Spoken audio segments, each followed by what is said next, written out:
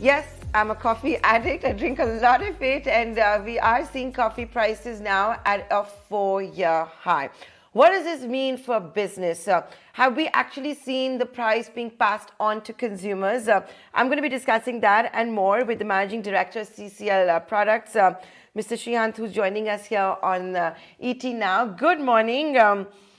Yes, prices are up. Now, for caffeine addicts like me, we don't have a choice. We've not really seen the complete pass on as well. So first, just give us a lay of the map, as they call it. How are things? How is demand? Because the way the prices have been shooting up, and it's something that you're seeing, whether it's from South America to Sri Lanka. How are you navigating through it? If you actually look at coffee prices in the last 7 months, we've seen an 80% increase in prices. So that pass through is slowly going to start taking place going forward. And the demand for coffee as such has not reduced anywhere in the world. In fact, during pandemic time, we've seen a increase in demand for coffee in the in-home segment. The institution segment reduced, but the in-home segment it picked up quite a bit.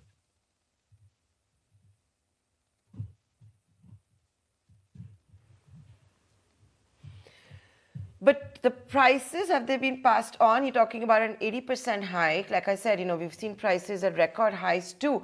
Are they being passed on as yet? Yes. So whatever contracts that we are executing at this point in time, they're old contracts with old supplies.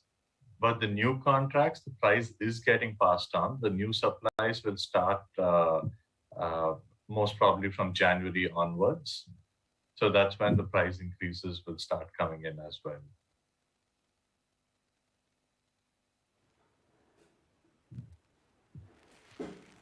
Right. Srishant, I mean, going forward, what I wanted to understand, given that that's the more high margin business, would you be looking at switching over to B2C and making that the larger piece of your revenue by at all? Yes, in fact, so that is the intention, and that's the reason why we created a separate entity called CCL Products, as in Continental Coffee Private Limited. We've created this about 6 years ago, and we started focusing on the B2C segment. We've created a separate dedicated team to focus on the domestic market, and they've been doing exceedingly well. Last year itself, we've within 3 years we managed to hit 100 crore B2C branded sale, and we're expecting to go up to around 200 crores of branded sale by next year itself, next financial year itself. So we are pulling out all the stops. We are focusing a lot on this segment because we feel that there is a very good potential for growth in this segment.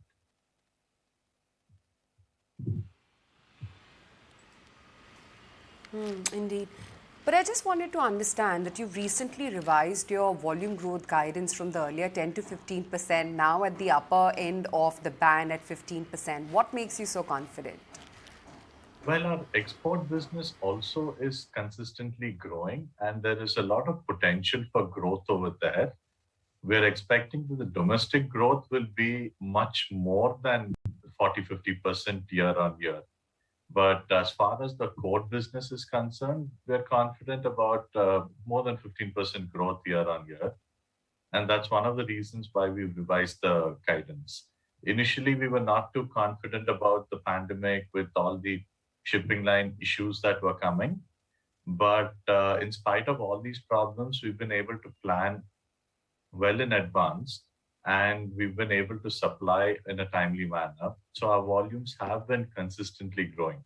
The demand for coffee as such has not reduced. In fact, it has been increasing significantly. And instant coffee, again, with the convenience factor, at the in-home segment, again, it's increasing quite a bit.